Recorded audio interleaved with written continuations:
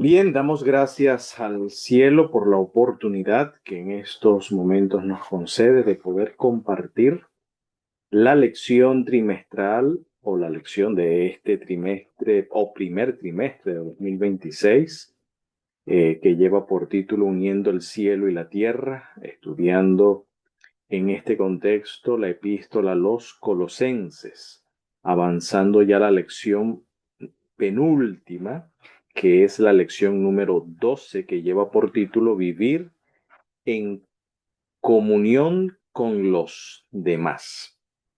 Así que prácticamente esta lección es una lección que tiene que ver con el tema de la piedad práctica o el evangelio práctico, cotidiano del día a día, en las relaciones interpersonales, por así decirlo.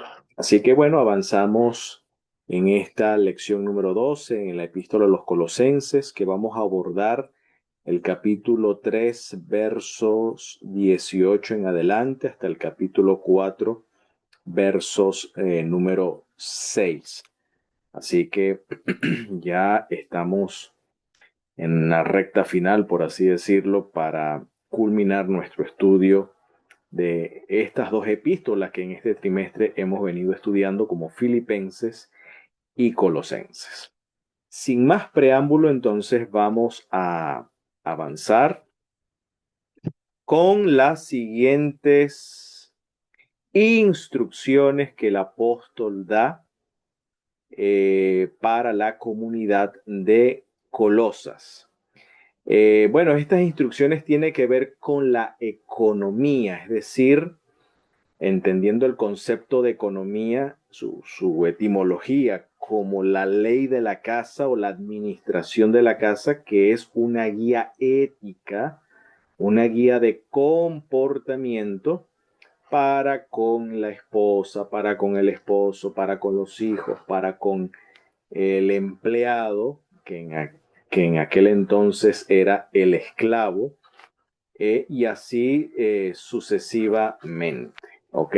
Así que estos son instrucciones de economía, donde tenemos la primera instrucción para las mujeres, es decir, para los domésticos, iniciando por las esposas. Bueno, ya esto es un grupo de preceptos, de mandamientos. Estos son ya instrucciones de carácter preceptivos, de carácter imperativo, eh, dentro del contexto de la fe del Mesías. Por lo tanto, entonces vamos a avanzar. Colosenses 3:18 dice, aquí ya el apóstol da una directriz, un entolé, que en griego entolé significa un precepto, ¿ok? Un precepto, un imperativo a seguir, un encargo. Dice, esposas, estén sujetas a sus esposos como conviene en el Señor. Este tema de la sujeción a los esposos, no es, el apóstol no está dando un precepto, digamos, contrario a la cultura o al entorno en la que Pablo interactuaba, porque tanto en el judaísmo como en la sociedad grecorromana, era una sociedad donde el eje central de la cual gira el núcleo familiar es el hombre, lo que en la antigüedad se conoce como el pater familias, ¿ok? Donde el hombre es quien tiene la autoridad en el hogar, es la cabeza, ese concepto de cabeza que Pablo maneja también en la primera epístola a los Corintios, en el capítulo 11, donde el marido es cabeza de la mujer. Eh, Habla pues de la autoridad del marido o la autoridad del hombre sobre la esposa, sobre los hijos y sobre los esclavos, ya que es el eje central, eh, ante el Estado, ¿no? Ante el Estado era el eje central para digamos, para el núcleo familiar. Por ende, el modelo, digamos, de la familia era un modelo patriarcal, tanto en la cultura grecorromana como en la cultura semítica. ¿Ok? En este caso, en la cultura judía y todas aquellas culturas que comparten el semitismo, como la cultura islámica o actual, ¿no? Los árabes, los libaneses, y así sucesivamente, etcétera, ¿no? Bueno, comparte esta cosmovisión. Por lo tanto, como Colosas estaba ubicada en un contexto greco-romano, pues en la sociedad grecorromana se esperaba, era el estándar ético, el estándar moral, era el estándar de la conducta doméstica, de que una esposa estuviese sujeta a su esposo. Por lo tanto, este precepto que Pablo está dando no es un precepto relevante tanto para la sociedad judía como para la sociedad grecorromana. Es decir, aquí no está dando un precepto que es contrario a la cultura o contrario a los estándares familiares y éticos de la época. Ahora, lo que llama la atención es que el apóstol Pablo diga como conviene en el Señor. Quiere decir que si una mujer, una creyente en el Mesías, no muestra sujeción al esposo, entonces eso no conviene. No es considerado conveniente ya que, digamos, la quejilá, la congregación, la comunidad de fe, era, como era una minoría, y era una minoría que estaba pues a la vigilancia de la sociedad grecorromana y en especial por el Estado, por las autoridades. Por lo tanto, cualquier vestigio de insubordinación de parte de la esposa pudiera interpretarse de que la fe en el Mesías ataca o va en contra de los estándares éticos de la cultura grecorromana. Por lo tanto, puede levantar digamos, una persecución o levantar un prejuicio hacia la fe en el Mesías como una fe subversiva a los estándares éticos en este caso, de la comunidad o de la ciudad de Colosas y para todo el contexto grecorromano de la época. Por eso dice el apóstol, y subrayé esta expresión, como conviene en el Señor. En pocas palabras, Pablo da este precepto que no es un precepto contrario a la cultura, todo lo contrario, era parte del estándar, formaba parte, era el estándar ético de la cultura, por eso dice como conviene, porque hacer lo contrario entonces podría levantar prejuicios negativos donde podría malinterpretarse la fe en el Mesías, como decimos por acá, pudiera ser un mal testimonio y obviamente poner el Evangelio en entredicho, es decir, bueno, hay una palabra que en estos momentos se me escapa, el Evangelio queda pues prácticamente en deshonra. Hay una palabra que es más apropiada para ello, pero en estos momentos se me escapa. Pero sí, el Evangelio entra en deshonra y entra en desventaja porque se puede malinterpretar. Entonces, alguien dirá, bueno, ¿será que la Biblia promueve el estándar del modelo familiar patriarcal? ¿Ok? No, no, no es tanto eso. Todo lo contrario, no es que está defendiendo el modelo patriarcal de la familia, sino que al contrario, lo que trata el apóstol es dentro del marco cultural,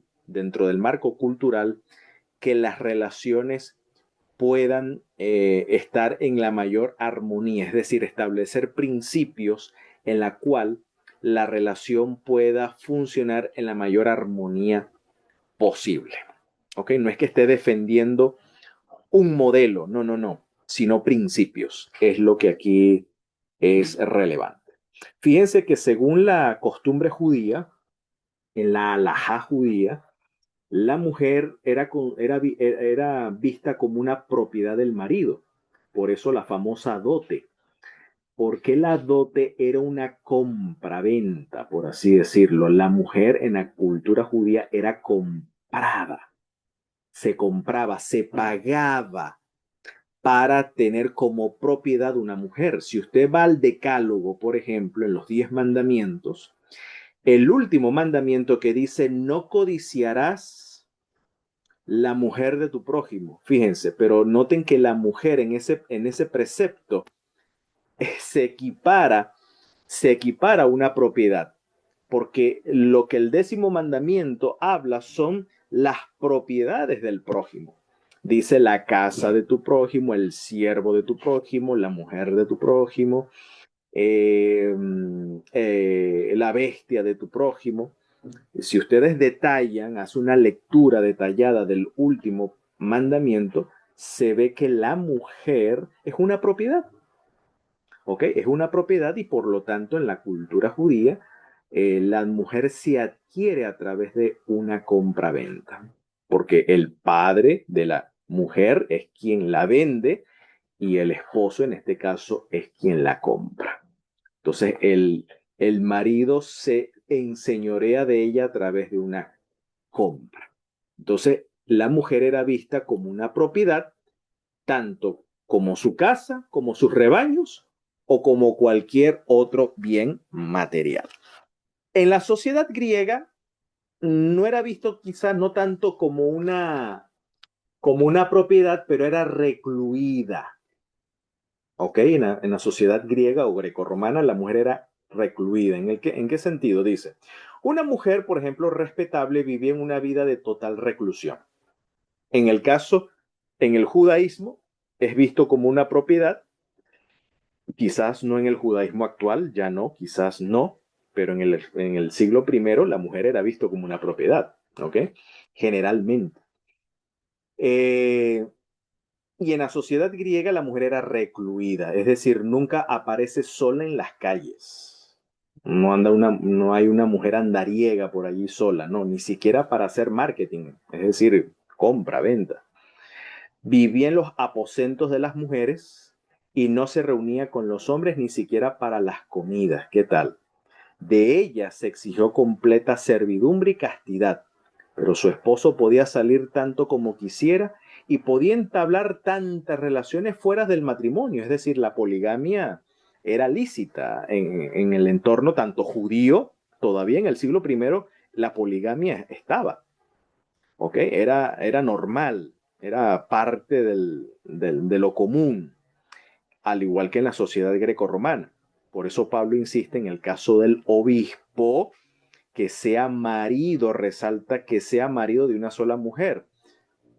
Eso te da muestra de que en estas sociedades o en estas culturas no era muy común la monogamia, sino todo lo contrario, la poligamia, porque si se requiere de que el obispo sea marido de una sola mujer es porque lo común era que un hombre estuviese más de una mujer y era aceptable culturalmente en aquella época, incluso en el judaísmo. ¿Okay?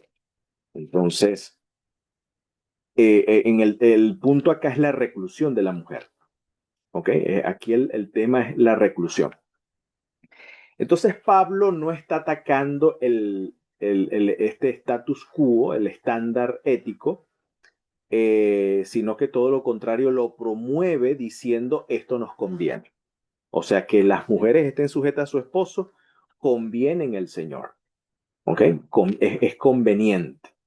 Porque esto, si se hace lo contrario, puede ser un mal testimonio donde el Evangelio se vea como un elemento subversivo, esa es la palabra, como un elemento subversivo contra el status quo en este caso, de la sociedad.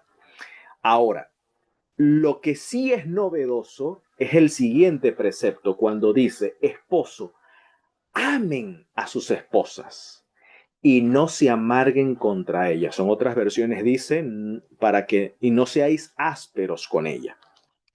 Esto sí es un elemento nuevo de que el esposo ame a sus esposas, porque en la sociedad greco-romana, como vuelvo y reitero, el hombre tiene plena autoridad. Por ejemplo, en Roma se manejaba el concepto del pater familias. ¿Qué quiere decir eso? Que el marido tenía autoridad plenipotenciaria, es decir, autoridad absoluta sobre su esposa.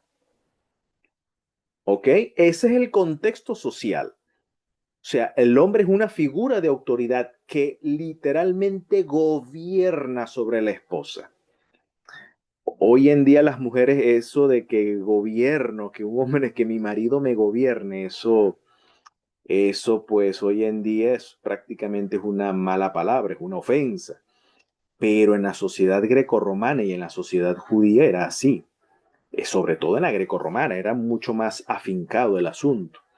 Entonces, es decir, que el marido podía disciplinarla, es decir, azotarla si cometía algún error, alguna ofensa, que la mujer le gritara al marido, el marido podía tomar represalias, ¿ok? Podía, y no era condenable. Quizás hoy en día se defiende el derecho a la mujer, ¿ok? Es decir, se protege a la mujer contra los abusos del marido, pero en el siglo primero no era así. En el siglo primero el marido tenía esa autoridad, era legítimo, ¿ok? Que el hombre castigara a su mujer. Tomar decisiones unilaterales, es decir, el que manda es el hombre, no la mujer. La mujer no tiene voz ni voto, ¿ok? No se le pide consulta, asesoría, nada que ver. El hombre es unilateral en sus decisiones. Incluso ejercer dureza sin mucha crítica social. Por ejemplo, Aristóteles. Esto viene de Aristóteles, ¿ok? Esta cultura viene de Aristóteles, que enseñaba que el hombre debía no amar a su mujer, sino gobernar a su esposa. Es decir, el gobierno va primero. El hombre debe mandar sobre la mujer, no dejarse gobernar. Macho que se respeta, como dicen por acá, en la cultura machista, macho que se respeta no se deja, ¿me entiende? No se deja bajonear de la mujer, ¿no? Ese contexto machista. Bueno, esto viene de la cultura grecorromana. Entonces, literalmente Aristóteles decía que el hombre debía gobernar a su esposa, no necesariamente amarla en un sentido emocional o sacrificial. El enfoque era control, orden y jerarquía, no amor como valor central. Aquí es donde Pablo invierte los valores. Aquí es lo novedoso. Aquí es donde el apóstol Pablo hace un giro, hay un punto de inflexión. Porque no es el gobierno, no es el control, no es la orden, no es la jerarquía, sino el amor debe ser el valor central.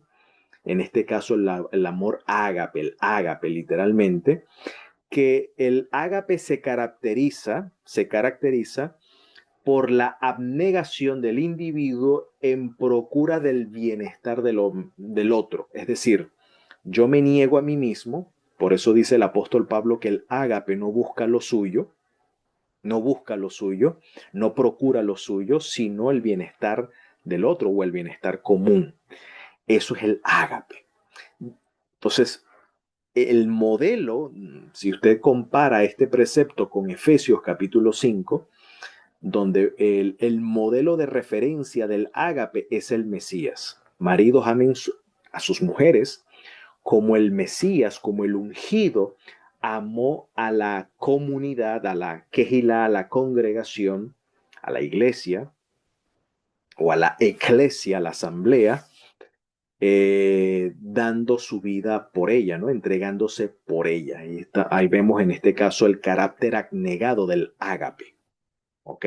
El ágape tiene ese carácter, esa abnegación.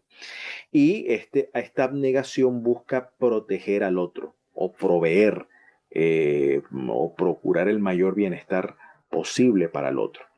Entonces, este es el punto de inflexión.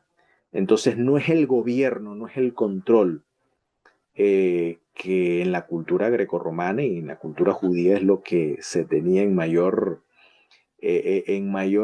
proporción. No, no es el gobierno, sino el amor.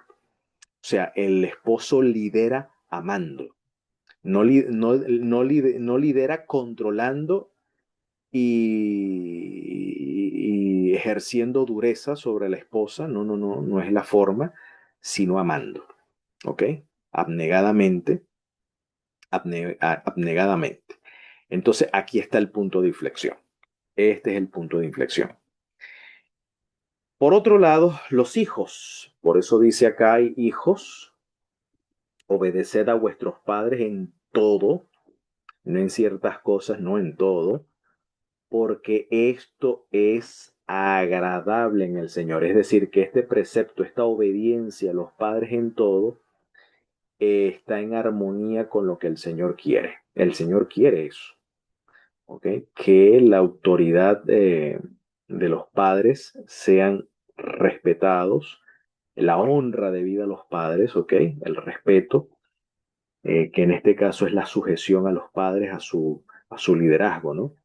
En el mundo antiguo los niños estaban muy, es decir, estaban bajo la dominación de sus padres. El ejemplo supremo fue la patria potestas romana, ¿no? Había ese concepto de la patria potesta donde sobre el niño, quien tenía mayor autoridad entre el hombre y la mujer, en este caso el padre y la madre, quien tenía potestad era el padre. ¿Ok? En la legalidad, en la jurisprudencia romana. ¿Ok? En el derecho romano, quien tenía la patria potesta era el padre.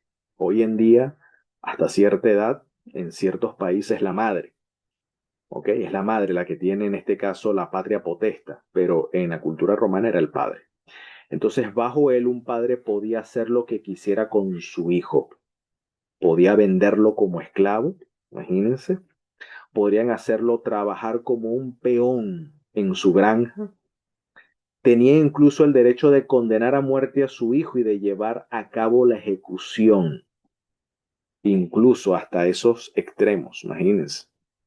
¿Ok? Eso era Roma en el siglo primero.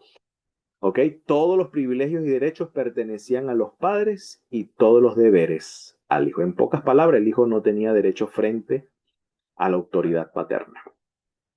El hijo debía total sujeción. Ese era su único deber. Pero el apóstol Pablo dice acá, esto, esto conviene, no dice ni conviene, no, dice esto es agradable en el Señor, la sujeción a los padres. Lo que Pablo plantea acá, así que esto lo que Pablo plantea no está en contra de lo que en Roma se ejercía. El punto de inflexión acá es el trato de los padres a los hijos. Aquí sí es el punto de inflexión. Cuando dice padres, no provoques a ira a sus hijos o no irrites a sus hijos. Es decir, la excesiva disciplina podía crear resentimiento de los hijos hacia la disciplina, ¿ok? Y podía generar en ellos más bien un ánimo de rebelión. Entonces, padres, no irrites a vuestros hijos para que no se desanimen. Es decir, a veces ejecutar una disciplina injusta o una disciplina muy dura de excesivo control de padres, como llaman padres de un tipo de gobierno autoritario, pero autoritario excesivo, podía traer desánimo, podía traer amargura, podía traer resentimiento y pues aversión contra cualquier forma de autoridad. Y esto es lo que Pablo pues instruye que no deba hacerse. Aunque la Biblia promueve la vara, la Biblia promueve la vara, que la vara endereza, ¿no? Al hijo torcido, dice algunos proverbios por allí, ¿no? Es decir, promueve la disciplina, cuando se amerite llevarlo a cabo, pero no lo promueve una cosa es la violencia, una cosa es la disciplina y otra cosa es la violencia. Entonces la disciplina se lleva a cabo cuando se obra mal, pero la violencia y el abuso es que a veces por causas injustificadas hay un maltrato hacia los hijos. Ya esto es otro problema, que aquí los padres, la psiquis o, la, el estado emocional de los padres, en este caso, enfrenta. Entonces aquí Pablo está haciendo un balance. Fíjense que Pablo no está cambiando el estándar moral de la cultura, sino que hace los ajustes necesarios donde ve una conducta desequilibrada, es decir, una conducta que va a un extremo. Entonces Pablo está corrigiendo esos extremos, pero no está atacando, eh, digamos, el estándar moral, ético de la sociedad en greco-romana en este caso, sino que todo lo contrario, estos valores que Pablo aquí enseña, por lo menos la sujeción del hijo a los padres, la sujeción de la esposa al esposo, era el ideal, ¿ok? En la sociedad romana, donde están los puntos de inflexión es que el esposo debe liderar con amor, o sea, el hombre es cabeza de la mujer, así la escritura lo enseña, es decir, el hombre es el líder, pero es un liderazgo eh, ejerciendo el principio del ágape y no el principio del control y del abuso, ¿no? En este caso. Eh, y en este caso los padres, la forma de tratar a los hijos, pues no debe ser un trato pues abusivo, un trato demasiado autoritario, que es un trato desequilibrado, sino al contrario, con este principio introduce una responsabilidad espiritual donde limita el poder paterno porque lo tiene de por sí en este contexto social. El padre tiene la patria potesta, pero limita el ejercicio de este poder al no llegar al abuso. Y por supuesto, una visión mucho más ética en este caso, de la familia. Por otro lado, la esclavitud, fíjense, esclavos. Si ustedes leen la versión Reina Valera, que es la versión común, dice siervos. Esa palabra no va. Eso es una palabra muy decente para, tú sabes, para maquillar la realidad social de la época. En realidad, hoy en día, por ejemplo, también se habla de empleado. Claro, hoy en día el empleado tiene derechos, ¿no? Hay derechos para el empleado, pero el empleado sigue siendo un esclavo, solo un esclavo con derechos, pero mientras una persona, claro, no a la esclavitud en a la usanza antigua, que no tenía derecho alguno, o sí los tenía, pero muy limitados. Eh, pero en aquella época se hablaba del doulos. El doulos es esclavo. La palabra doulos en el griego es esclavo, no es siervo. Es una forma muy maquillada, ¿no?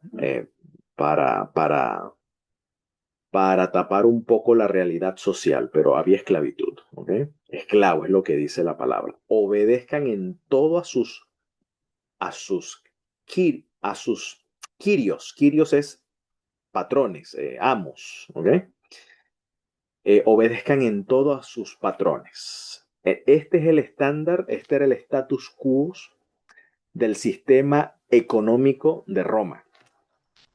O sea, se espera que el esclavo obedezca en todo a sus amos, ¿ok? Así que Pablo no va en contra de esto, no va en contra de este estándar ético, ¿no? De la época. Donde está el punto de inflexión es aquí, no sirviendo solo cuando se os está mirando como los que agradan a los hombres, sino con sencillez de corazón temiendo a Dios. Y además, no solamente obedecer a sus patrones con temor a Dios, ¿ok? Con sencillez de corazón en el temor de Dios, sino que lo que hagas, lo que te toca hacer, hacedlo de buen ánimo, o sea, de ánimo presto, con ánimo diligente, no negligente, con flojera, con pereza, como dicen aquí en Portugal, no te vontade, ¿ok? No me apetece nada, no me apetece hacer nada, dicen acá. Entonces, no, todo lo contrario, hacerlo de buen ánimo como para el Señor. O sea, el foco de atención es que lo que vas a hacer lo estás haciendo para el Mesías, no para el patrón humano, para el Mesías. Y cuando lo haces para el Mesías, que es el Señor que dio su vida por ti, pues lo vas a hacer de buen ánimo. Entonces no hagas las cosas al ojo humano, no, hazlo para el Señor, hazlo para Él. Y al hacerlo para Él, obviamente el ánimo cambia. Y no para los hombres, dice acá, sabiendo que del Señor, es el Señor quien te va a dar la recompensa de la herencia. La recompensa no viene de tus patrones, a lo mejor pudieras estar ganando un salario mínimo, un salario miserable, o la recompensa por el servicio que presta a lo mejor no está siendo valorado, o está siendo menospreciado o está sufriendo algún abuso. Mira, aquí Pablo te da, bajo la directriz de la Ruach HaKodesh, del Espíritu de Santidad, mira, obedezcan en todo a sus amos. Esto lo ordena el Señor, pero no lo hagas sirviéndole a ellos, sino hazlo como sirves al Mesías, que del Mesías, en el temor de Dios, del Mesías, vas a recibir recompensa. Porque al Mesías, al ungido, el Señor, servís. Él es el Kyrios. Pero el que comete injusticia recibirá la injusticia, porque a veces los patrones abusaban, cometían abusos. Recuerden que el esclavo era propiedad del amo, el esclavo no tenía derecho, no tenía derecho, prácticamente la patria potesta la tenía el amo, por así decirlo. Era el amo quien tenía toda la autoridad plenipotenciaria sobre el esclavo prácticamente. Entonces, lamentablemente, algunos patrones, algunos amos eran injustos, maltratos, trato duros, no le pagaban el salario que era, etcétera, ¿no? Entonces, o cualquier tipo de vejación, violación, abusos. Pero el que comete injusticia recibirá la injusticia que haga, porque no hay distinción de personas. Ahora, ¿qué era un esclavo en el siglo I? Fíjense, según Aristóteles, defendía que algunos humanos eran esclavos por naturaleza. Es decir, para Aristóteles era bien visto que hubiesen esclavos. Era necesario el esclavo para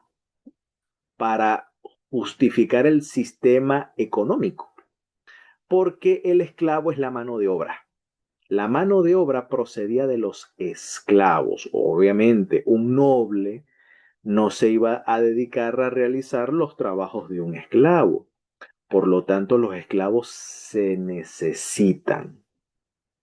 Entonces, algunos humanos, dice Aristóteles, eran esclavos por naturaleza, para justificar este sistema social. Por lo tanto, en la cultura grecorromana, el esclavo era visto como un instrumento. De hecho, habían tres tipos de instrumentos en la sociedad grecorromana. ¿Cuáles eran? Uno, el instrumentum mutum, que eso en latín es instrumento mudo. ¿Cuáles eran los instrumentos mudos? Las herramientas de trabajo, como el arado, los carros, el martillo, qué sé yo, eh, algún instrumento filoso, un serrucho, o aquí como le dicen en Portugal, un serrote. Eh, Todas estas herramientas eh, que un trabajador usaba para sus respectivos oficios. Eso se le llamaba instrumentum mutum o instrumento mudo, perdón. Había el segundo instrumento, instrumentum semivocale. El semivocal era el instrumento de la mano de obra animal, los bueyes que eran utilizados en el arado, los caballos como instrumentos de carga, ¿ok? Y finalmente el instrumentum vocalis, un instrumento que habla, ese eran los esclavos. Ese era el concepto que en la antigua Roma se manejaba a aquella clase social, a los plebeyos, como se diría en la época medieval, ¿no? Los plebeyos, es decir, un instrumento que habla, es un instrumento. El esclavo es una herramienta de trabajo. Su única utilidad, su único valor es la utilidad que éste brinda en su oficio. Si un esclavo no servía ni siquiera ni para pegar un martillo, ni para poner un tornillo, un inútil, pues no tenía ningún valor. Quiere decir que los esclavos tenían ciertos, eh, como se diría acá, estaban tabulados, ¿no? Según las habilidades que éste tuviera. De hecho, había varios tipos de esclavos. Habían esclavos para trabajos rudos como la agricultura, la minería y la construcción, que era el trabajo más rudo, que de hecho muchos no llegaban a la vejez, morían jóvenes. Claro, por lo duro del oficio. Habían otros que eran esclavos para las labores domésticas. Eran cocineros, eran paidagogos, es decir, como aquellos guías que se encargaban de la educación del hijo del amo, del patrón. Es decir, labores domésticas que no eran tan rudas como los trabajos forzados, ¿no? Y habían esclavos preparados, lo que llamaríamos hoy en día los profesionales, maestros, contables, médicos inclusive. Así que esta titulitis que hoy en día, este virus de titulitis que todo el mundo quiere hacer maestrías y doctorado, bueno, mientras sean empleados son esclavos. Claro, con derecho, con sus respectivos derechos, pero siguen siendo en este caso esclavos en este contexto. Pero bueno, eh, de esa manera era como estaba organizada la sociedad en aquella época. Hoy en día ya al esclavo se le llama empleado, ¿no? Es un empleado, pero está en esta misma categoría. Sencillamente es un instrumento de trabajo. El punto de inflexión acá entonces es que el apóstol exhorta a los amos. De hecho, ahí vemos la historia de Filemón, por ejemplo, con Onésimo. En la epístola a Filemón vemos esto acá, ¿no? Que los amos hagan lo que es justo y equitativo con sus siervos, sabiendo que también ustedes tenéis un amo en los cielos. Aquí está el punto de inflexión. Entonces, los esclavos deben toda sumisión a sus patrones, pero los patrones no deben abusar de esa autoridad. ¿Okay? Debe haber un ejercicio, de hecho lo había en Roma, habían amos que amaban a sus empleados y le daban un trato justo, un trato equitativo, ¿no? Por ejemplo, el centurión que amaba, en los evangelios está el centurión que amaba a aquel soldado que enfermaba, ¿no? Lo amaba y pidió pues ayuda del maestro para que lo curara. Entonces vemos el afecto, ¿no? No es que todo el mundo era frío de sentimientos, no, no. Pero habían algunos que sí, Eh, Creo que provocaba era caerle a batazo, pero, pero que abusaban pues de esta autoridad y por eso entonces el apóstol exhorta que en el Mesías, si uno llega a ser patrón, pues uno debe darle un trato justo. Ahora, por otro lado, sí había también el derecho, lo garantizaba, el derecho romano lo garantizaba, de que un esclavo podía alcanzar la libertad, lo que ya se conocía en aquel entonces el estatus de un liberto. Un liberto se alcanzaba comprando, pagando una suma de dinero que el esclavo reunía con sus servicios, con su trabajo, reunía el dinero necesario para adquirir, ese estatus de, en este caso, de libertad, o que alguien de manera solidaria redimiera al esclavo pagando su libertad. Esas eran las formas en que en la época se podía un, eh, un esclavo podía alcanzar la libertad y de hecho Pablo estimula cuando dice en Primera de Corintios que si alguno fue llamado esclavo, eh, pues pueda servir en esa condición. Pero si alguno procura la libertad, procura hacerse libre, hace bien. ¿Ok? Hace bien. Entonces, si un creyente en el Mesías es un empleado y busca la independencia económica, la independencia financiera, está haciendo bien. Está dentro del marco que Pablo en este caso estimula, de que no sea conformista a ser un dependiente, a ser un empleado toda la vida, sino que procure en este caso, emanciparse y buscar lo que hoy en día se está de moda, la libertad financiera, ¿no? De poder dejar de depender de un empleo y poder emprender, ¿no? Ser útil a la sociedad a través de un emprendimiento, a través de las inversiones, etcétera. Y esto está dentro de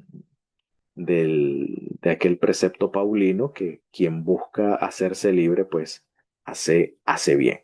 No es, no es contrario a la voluntad de Dios de que tú seas una persona dependiente. Todo lo contrario, cuando Dios llama al pueblo de Israel, Dios lo llamó como un pueblo apartado, un pueblo separado, y eso implica en sí la independencia. Un pueblo independiente, no dependía del faraón para su sustento, haciendo trabajos forzados, no. Dios le dio una tierra, le dio una herencia, una tierra para que el pueblo judío emprendiera sus propias empresas. Bueno, el mayor proyecto de real estate, por así decirlo, de bienes y raíces, era la tierra de Israel. Ese era el mayor proyecto de real estate, está en la Biblia. Está en la palabra de Dios el negocio de los bienes y raíces. La tierra de Israel, la tierra prometida, es un negocio de real estate, donde esa herencia, esa propiedad, ese estado real, por así decirlo, que el Señor le donaba a Israel, iba a ser un instrumento al mismo tiempo de sustento y también de adoración, porque con lo que la tierra insufructuara, es decir, produjera, con esos productos, un porcentaje de esos productos iba para el santuario, iba para el templo. Bueno, en diezmo para los sacerdotes, en diezmo para los pobres, en diezmo incluso para el dueño de la tierra para comerlo en las grandes festividades. ¿Ok? Y así sucesivamente. Incluso podían rentar la tierra. Había renta de la tierra también, donde en el jubileo esa renta se le daba finiquito, etcétera, etcétera, etcétera. Así que todos los modelos de negocio que si usted está buscando una emancipación financiera, bueno, los modelos de negocio están allí en las escrituras, está en la palabra de Dios. ¿Ok? Nada más con seguir el modelo de Israel, allí usted puede realizar modelos de emprendimiento. La historia de Joseph, por ejemplo, en Egipto. Cómo quintó Joseph la tierra, pagando, exigiendo un porcentaje, un quinto, en este caso un 20% de las cosechas de los egipcios. Bueno, ahí hay varios principios de negocios que usted puede visualizar allí. Así que bueno, mis queridos, finalizamos entonces con este último versículo, cuando nos dice, perseveren siempre en la oración, vigilando en ella con acción de gracia. Es decir, que la oración tiene como formato la acción de gracias. Siempre hay un motivo para dar gracias. Desde el amanecer, por un día, por un día que se le añade de vida para usted, por la salud, por la habilidad de la vista, del sentido de la vista, del olfato, del gusto, del tacto.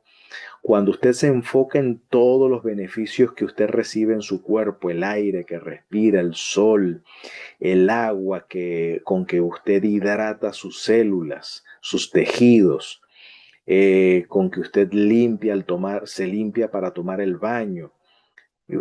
O sea, quiere decir que a través de la acción de gracia usted se mantiene siempre en oración, tomando conciencia de la fuente del cual procede todas las cosas, como dice Jacob, que toda buena dádiva, todo don perfecto procede de lo alto, de Abad y Nehorim, de la fuente de la fuente luminosa. Eso es el concepto hebreo de Abad y Nehorim, padre de las luces. Es decir, Abba en este contexto significa fuente, el origen, el luminoso, de la cual procede toda buena dádiva, todo don perfecto. Entonces, gratitud por el ingreso, por el empleo, por su emprendimiento, gratitud por su pareja, por su esposo, su esposa, por los hijos, por la salud. Tantos motivos para el cual agradecer.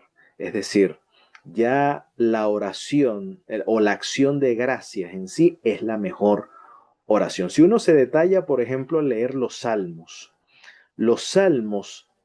la estructura de los salmos mayormente es de agradecimiento, de alabanza, de acción de gracias al Señor, más que de petición. O sea, las peticiones son mínimas frente a la alabanza, al reconocimiento de la grandeza de nuestro Dios y la acción de gracias por todos sus beneficios. Así que si usted quiere tener un modelo de oración, lea los salmos, lea los salmos.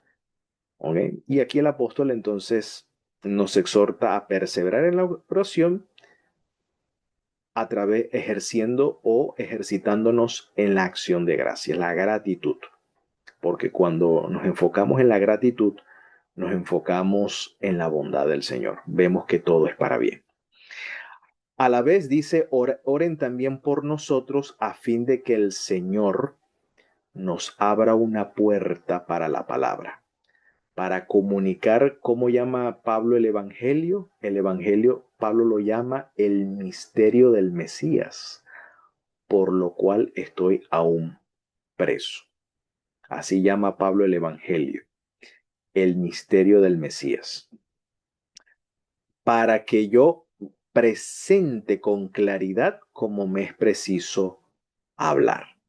Entonces, ante esta demanda de testificación, ahora Pablo habla en un contexto de testificación, eh, que para testificar también debemos depender del Señor para testificar. Debemos orar por la testificación, que el Señor abra una puerta para la palabra, para comunicar el misterio del Mesías. Dice, anden sabiamente. ¿Okay? En griego dice en sofía, es decir, en sabiduría caminen, compórtense, conduzcanse para con los de afuera. Los de afuera quiere decir los que no están en la fe del Mesías. o no militan en la fe del Mesías, vamos a decirlo así. Recuerden que ahí Pablo no está hablando de la denominación X o la denominación Y, no. En, Aquí no hay denominaciones, hay una sola fe, un solo Señor, un solo bautismo, ¿okay? Una sola fe. Entonces anden sabiamente porque la fe es una, no hay varias fe. ¿Okay? La fe es una, un solo Señor, un solo Dios y Padre de todos, por todos y en todos. Entonces, anden sabiamente para con los de afuera, redimiendo el tiempo. ¿Qué quiere decir con eso de redimir el tiempo? Redimir el tiempo es lo que equivale a nosotros hoy en día aprovechando las oportunidades. Oportunidad que se presente, la tomo. No dejo pasar el tiempo. Como decía un pastor, quien llegó a ser mi profesor, tenía una frase muy jocosa. Cuando yo fui formado en teología, era el decano en ese entonces. Él solía decir las palabras mirando para arriba para ver dónde es que se le sube el agua al coco, ¿no? Es decir, perdiendo el tiempo. A ver por dónde es que se le sube el agua al coco. Entonces, no, redimiendo el tiempo quiere decir aprovechando las oportunidades. Aprovechando las oportunidades. Tomando decisiones pertinentes. Vuestra palabra sea siempre agradable. Aquí palabra sea siempre agradable se refiere al testimonio, el comunicar el misterio del Mesías con claridad. Entonces, vuestra palabra sea siempre agradable, sazonada con sal, para que sepáis cómo conviene responder a cada uno. Entonces, Pablo dice, necesitamos orar por sabiduría para con los de afuera, aprovechando las oportunidades de comunicar el misterio del Mesías. A eso es lo que se refiere. ¿Okay? Aprovechando las oportunidades. No es para comprar gangas, ¿no? Un Black Friday, ¿no? No se está refiriendo a eso. El contexto aquí es la testificación. O sea, aprovechando las oportunidades para testificar. Pero para eso requerimos sabiduría. Donde ver las oportunidades, donde otro ve lo imposible. Bueno, el Señor nos dé esa percepción, ese discernimiento donde podamos ver la oportunidad. Eso es redimir el tiempo. Y que nuestra palabra, es decir, la comunicación del misterio del Mesías, es decir, el Evangelio, sea agradable. ¿Ok? Es decir, hablar de una forma prudente, donde la palabra o el mensaje tenga pertinencia, tenga un impacto positivo. ¿Ok? No ganarnos una enemistad gratis o ganarnos un prejuicio gratis siendo imprudentes a la hora de comunicar el mensaje. Sí, porque hay hermanos que son fanáticos que lo que predican es legalismo y fanatismo más que evangelio, más que otra cosa. ¿Okay? Lo que predican es fanatismo y otras cosas que no genera ningún tipo de agrado, lo que genera es repudio, rechazo y de paso prejuicio. ¿Por qué? Porque, bueno, no hay sabiduría. Y no hay sabiduría porque no se ora, sencillamente eso. Entonces no hay una dependencia del Señor para esa testificación. Entonces vuestra palabra sea siempre agradable, sazonada con sal, para que sepáis cómo os conviene responder a cada uno. ¿Cómo conviene responder a cada uno? Lo que el apóstol Pedro también enfatiza, que debemos presentar con humildad, con mansedumbre, debemos con mansedumbre dar razón de la esperanza que hay en nosotros, es decir, hacer una apología, una defensa de nuestras razones de fe. O sea, no es la razón de la fe de la denominación tal, no, es tu fe, lo que tú crees, tus convicciones, no es la convicción de la denominación, no es la convicción de la denominación religiosa, no es tu fe, tú. tú tienes que testificar lo que el Señor ha hecho contigo. Tú tienes que comunicar lo que tú comprendes, has entendido y has vivido y experimentado en el Señor, el, lo que el Evangelio ha hecho contigo, vamos a decirlo así, es tu experiencia en el Evangelio, ¿ok? Tu experiencia en el Evangelio. No es el dogma de la institución o la posición teológica de la denominación, no, no, no, es tu experiencia en el Señor. Bueno, voy a testificar sobre este tema doctrinal, pero pero enséñalo desde tu experiencia, o sea, cómo esta doctrina ha afectado de manera positiva. No es defender una doctrina por defenderla, porque esta es la verdad y caes en una, eh, eh, eh, en una posición falsa de que sí, yo estoy convencido intelectualmente de que esta es la verdad, pero mi experiencia es otra, es ajena a eso y eso no lleva sal, eso es insípido, ¿ok? Eso es insípido, no hay sal. No, lo que tú predicas debe haber una convicción, pero también debe haber una experiencia. ¿De qué forma esta doctrina te ha beneficiado o te ha redimido, te ha salvado? eh, esta doctrina o esta enseñanza. ¿Ok? Entonces, a eso es lo que el apóstol está haciendo referencia. No es defender una postura teológica porque estoy en la denominación Y o la denominación X. Ah, porque soy bautista y yo defiendo el bautismo por inmersión. Ok, por dar un ejemplo. Bueno, yo defiendo el bautismo por inmersión y no el bautismo por aspersión como los católicos lo hacen. Ajá, pero no es solamente por recitar textos y versículos de memoria, no, porque es que aquí la Biblia dice que los bautismos fueron, sí, pero ¿cuál ha sido tu experiencia? O sea, ¿qué has encontrado diferente? ¿Cuál ha sido tu experiencia entre un bautismo y el otro? Aparte de la lógica bíblica, ¿cuál ha sido tu experiencia? ¿En qué forma la experiencia de ese bautismo ha sido positivo en tu vida en hacerlo de cierta forma? ¿Ok? Todo eso creo que es lo que aquí el apóstol hace ese énfasis sazonada con sal, es decir, que esa experiencia, ese mensaje tiene sabor, es decir, es un mensaje pertinente que toca las fibras del corazón.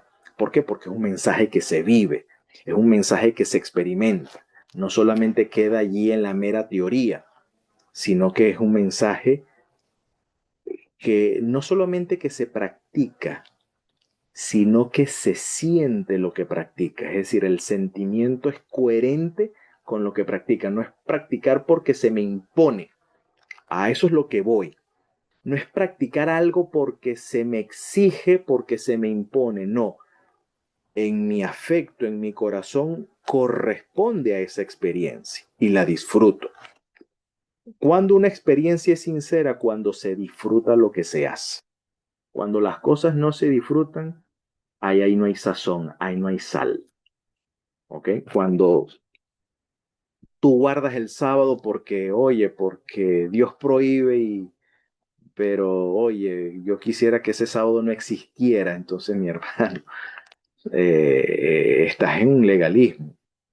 Si tú guardas el sábado porque se te impone o porque se exige, pero no disfrutas del sábado, no es una delicia, no es un placer, no es un deleite, entonces ahí no hay sal.